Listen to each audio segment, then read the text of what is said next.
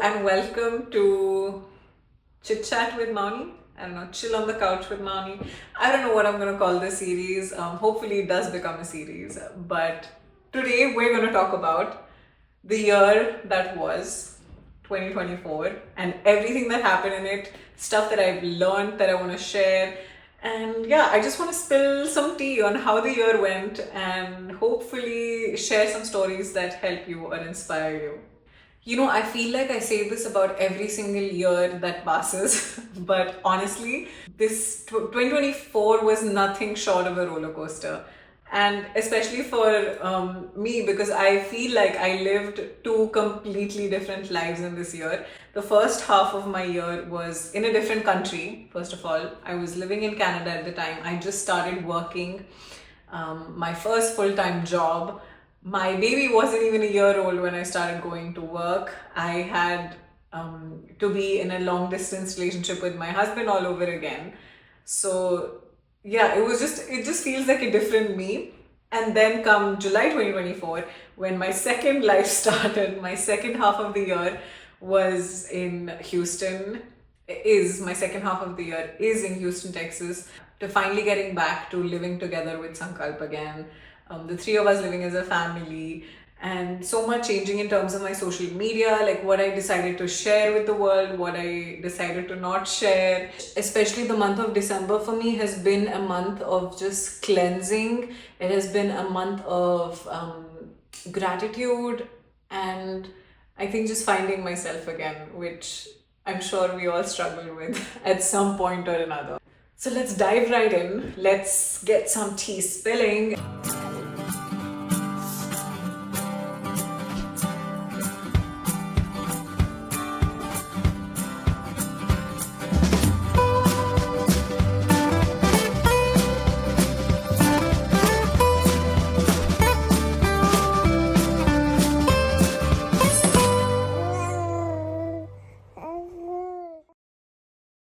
Okay, let's start with the first half of the year, okay? I was in like boss babe mode, okay? As you guys remember, I was also pregnant and had Advait while doing my studies, and I think I never really turned that mode off. I generally am a person who struggles to relax. Like I want to do a million things all the time. But especially after becoming a mother, you forget what it means to take some time off for yourself and do things that bring you joy. And you just want to take care of your baby all the time, which is understandable, but also I think in the long run causes burnout. And so that's how the first half of this year ended for me, because I was just in go mode. There were days when I would leave home at like 7, come back 7 a.m. and then come back home at 7 p.m. Advait would already be asleep. In the morning, he would be asleep when I was leaving, and I realized I didn't spend any time with him. I'm so lucky that I had my mom and dad help out to take care of Advait so that I was able to go work. My mom was here. My mom was with us for like the first 3 months of the year. Dad was there for the next 3 months, and I think it was the greatest joy for me to see Advait around his grandparents and see my parents in that new role. And there is not a day that goes by where I have not thought about them ever since I became a parent. Because when you see them around your children, or even when I am taking care of Advait, every day something happens, there's a challenge, we've had a rough day, whatever. And all I can think is, I can't believe that my mom and dad went through this for me. They did they took care of me the same way when I was that age. And so that was really just the highlight of my first 6 months. I made some incredible friends at my workplace. And that was also a learning, because working at my first like corporate office desk job, my typical 9 to 5, I think it taught me a lot of things about myself. It taught me about hypocrisy at the workplace. It taught me about how the entire day just kind of feels like it's like taken away from you. And then when you come home, you're really exhausted, and you barely get any time with your baby. You barely get any time for yourself. And then the next day again, it's just that routine of just going to work, coming back, going to work, coming back. And so I really didn't have time for anything. I don't think I spent time going out with my parents as much as I'd like to, or I don't think that I really soaked in those, newborn moments with Advait. I never had the time, I never made the time because I was so busy doing some work or another, or finishing my degree, or yeah, it was just an extremely stressful first 6 months, I want to say. And then there was this time where I made a big decision to move. I moved to Sankalp. Well, Advait and I, we both moved to come live with Sankalp and, finally start living together as a family, because we did so much long distance during our marriage and during our relationship that it was just nice for us to finally live under the same roof again, right? But that came with its own set of challenges, which I will talk about. Okay, so the turning point of it all really was in June of 2024, when Sankalp decided to take us to California for our first ever family trip after, I think, Banff. That was last year. And so that trip really changed it all for me. It reignited my passion for travel. It reignited my passion for social media, which I had taken a complete hiatus off of, and that was really nice to get back to. And the more I posted, the more confident I started feeling about posting again. I started posting pictures at first, and then those turned into reels, and then those turned into YouTube, more of YouTube vlogs. And yeah, it was just really nice to put myself in that space again. And so I think since then, I just started really redefining my self-worth and asking questions like, who am I if it isn't for, my workplace success, or my job that I have, or my child that I have, or my husband. Everything is just external additions, but who am I really? What is my self-worth? How can I tie my worth to how much money I bring every month, or things like that. I really started asking myself deep questions like that, which at first I don't think I wanted to find out the answers to. I was terrified to look inside. And yeah, I think when you really start looking inside, you start questioning your insecurities, your thoughts, your way of looking at certain things or certain situations.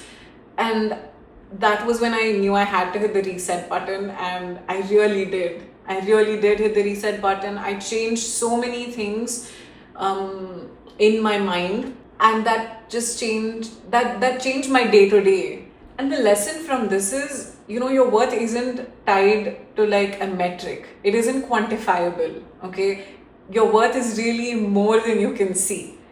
And give it a shot. Try looking inside and try asking yourself who you really are. I like the answer. So I'm going to say it's worth trying. The second half of the year was even more challenging than the first, at least in the beginning, because it was the first time that Sankalp and I were raising a toddler. And let me tell you, it's very different than raising a newborn, because a newborn will eat and sleep. They will eat, burp, and sleep. But when you have a toddler, every week there's a new development that's happening, and some weeks go amazingly well, and you feel like, I got the hang of this. I am an incredible parent. There is no one like me in this world, and I have done such a great job of scheduling everything this week and making sure that his meals are amazing. And yeah, you're on top of the world, really. And then the next day, everything goes away, okay? And the entire week just goes berserk, and you have absolutely no control over any minute of your day anymore.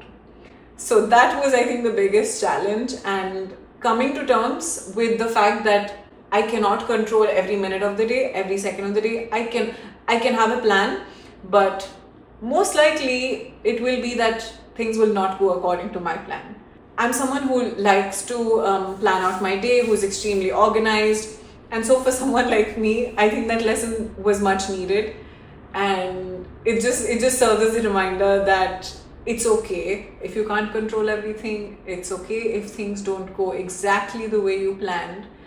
And something that I've been telling myself a lot lately is that if something I want happens, it's great.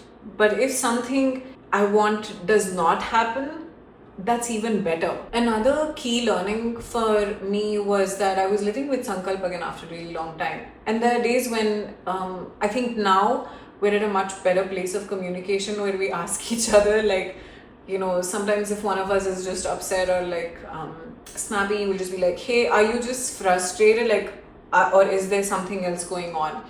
And I'm amazed at the progress we've made in terms of communication with a toddler in the mix, because we have to attend to his needs first, and I feel like we're doing better now. I don't want to jinx it, but I feel like we're doing better now than we were doing a few months ago. The big thing that changed for me this year was social media.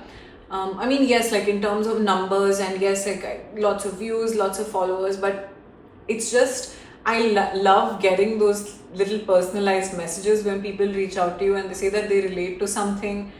And that's something that changed for me, because I would post very carefully earlier. Like I would be very mindful of, not to share anything personal, not to share what I'm feeling, not to share what I'm thinking. But I realized that once I stopped caring about what people think and just share myself as authentically as I can, then it echoes, it echoes with other people, and they reach out to you, and it sort of creates this community, which I'm so grateful to have. I feel like I've actually made friends on social media that I can speak with, that I can share things with, happy or sad, and that's just an incredible feeling to have. So that's one lesson that I've learned, is to not hold myself back, to not to stop worrying about what people will think or what they will judge you based on, or what their opinions are on you. So that's been extremely liberating to just be myself.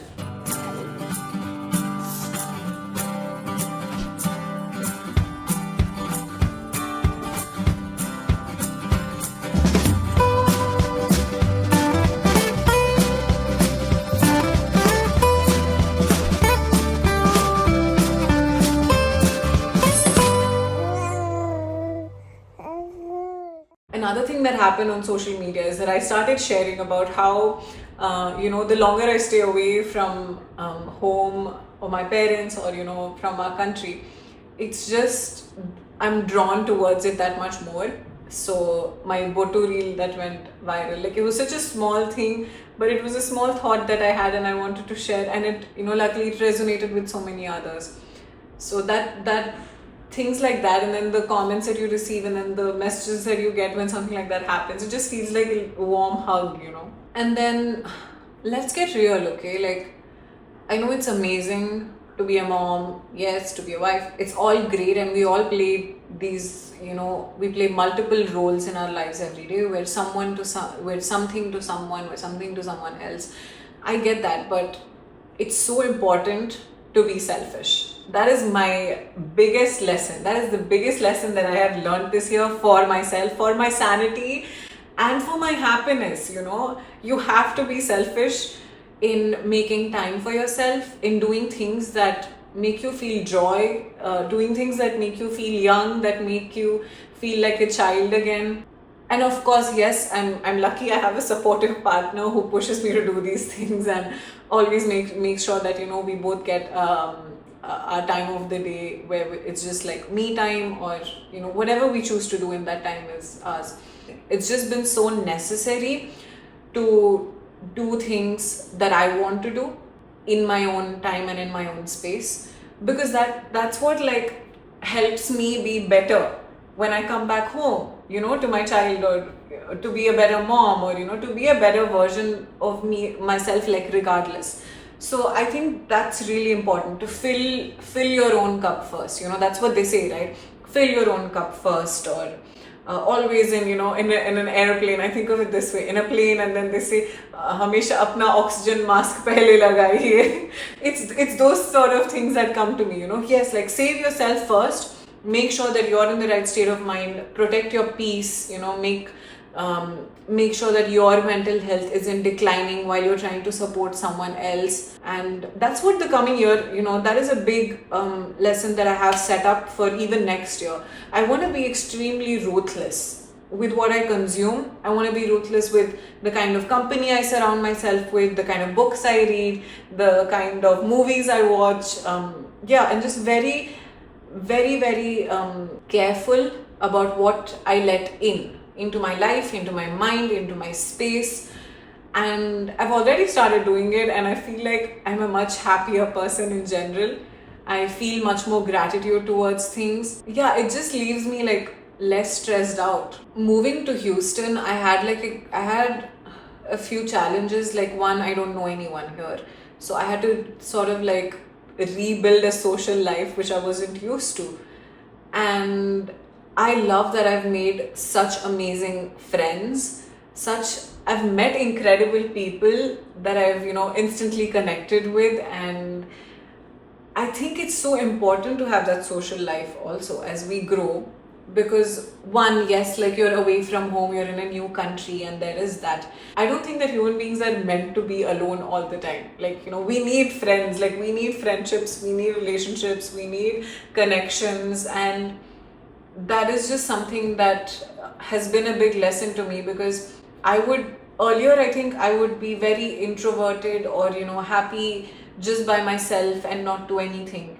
But I've realized the importance of really just putting in that effort into friendships, and making sure also that you receive that same effort back, and bouncing off of each other's energy, prioritizing female friendships.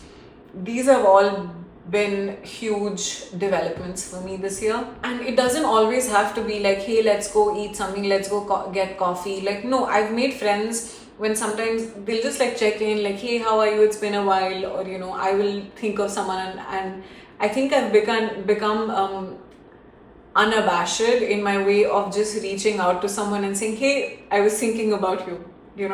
Life truly is too short to not do things like that, because how will another person know that you thought about them? Another thing that I did for myself this year was I picked up dance. I have been going to Bharatanatyam classes. Okay, me, Mauni, imagine. Because I remember in September when I turned 28, I was like, Mauni, you're getting old, you're getting closer to 30. Like, what is happening with your life? You don't have anything figured out yet. But that's when I was like, I have to do something to change this feeling, to feel myself again, to feel young again. Like, what were the things that I would do that made me happy? And this was something that was there on my bucket list for a really, really long time. So I'm so happy that I started dancing again. And it really has given me joy, it's made me a happier person. It's something I look forward to every week. Every week I'll be waiting for my class. I'll come back home, I'll do some homework, I'll practice, I'll watch videos. And so I think learning something new, picking up a new habit can definitely make your year better. And yeah, that's something even for 2025 that I'm aiming to do. Pick up one new hobby or, one new interest that I have, and work towards it. And something about me, guys, like, I love being bad at stuff. I love being horrible at something, because then I can get better at it. I love the process of learning, just makes me so happy. And so this was something that I think even now, like, I'm still a beginner. I'm not an amazing dancer yet, but I'm very excited to see where it takes me, or how far I can go down this path, and how I can maybe become a better dancer in the future, right? Another thing that I really struggled with this year, especially if you've been on my social media, like on my Instagram, you will know that I struggled with caffeine on and off. It did become like a dependency issue for me, where in the morning I was like, oh, I can't open my eyes without coffee, I can't feel awake without coffee. And then in the afternoon, when the caffeine crash starts to hit you, and then you're like, ab to ek cup coffee chahiye, ab to coffee ke bina mera din, I cannot get through the evening now without coffee. And so I was having 2 coffees a day. To now, I am, I think, close to 2 weeks without any sort of caffeine. I've also started working out again, which I took a brief break from, but I am working out again, and with no pre-workout, like no black coffee even as a pre-workout, nothing, and I'm good. My gut is very happy, my gut is dancing, my gut health is doing amazing, and my overall energy levels, really do feel like myself again. You know, that dependency issue is something that I really wanted to resolve, and that's something that I'm so proud that I fixed. And yeah, I don't know, maybe in the future I'll have like a cup of coffee here and there, but never to that degree where I feel like I am not myself, you know, if I don't have a cup of coffee. Like, no, that is not my worth. My self-worth does not lie in a cup of coffee, okay? That is not going to decide if my day will be good or bad. I will decide if my day will be good or bad, not a cup of coffee. And that's a wrap on 2024, the year of learnings. My year of learning lots of lessons, my year of taking leaps of blind faith, and also my year of leveling up, from self-care to friendships to hobbies to new habits, and of course motherhood. Every step of the way I've definitely learned something new, and I will be carrying it into the new year. And my takeaway of this year is that growth doesn't come with a roadmap, life doesn't come with a roadmap, and everyone has their own journeys, so never compare. Comparison is the thief of joy, because someone or something will always be better. There's always something better out there. So be grateful for what we have. Not to sound, actually now this sounds preachy, I'm not trying to preach, no. So I think I have just really come into that zone of gratitude where, and like, don't get me wrong, I've always been a grateful person, but I think at some point I just started saying it more and not feeling it. So now I'm at this place where I truly feel it. Maybe I say it less now, but I truly do feel it in my heart. So the year in review, it was messy, it was unpredictable, but also absolutely beautiful. Like, I don't think there's anything I would change or anything I would do differently, because if I wouldn't have done something, then I wouldn't have learned anything out of it. So no regrets. And yeah, let's step into 2025 with this energy. Yes, I also want to be ambitious, but at the same time, I want to be balanced. You know, I'm really looking for that peace right now, and I like it. I like having a peaceful ambition. So yeah, I'm ready to step into the new year, 2025. Let's go, let's get it. Let's be ambitious, but also let's be peaceful and happy. Let's be balanced and find gratitude in what we have. Okay, thank you guys for chilling with me, for hanging out with me. And if you liked this episode, let's keep the conversation going. Don't forget to like, comment, and subscribe to my channel. Bye, and I will see you on the next one.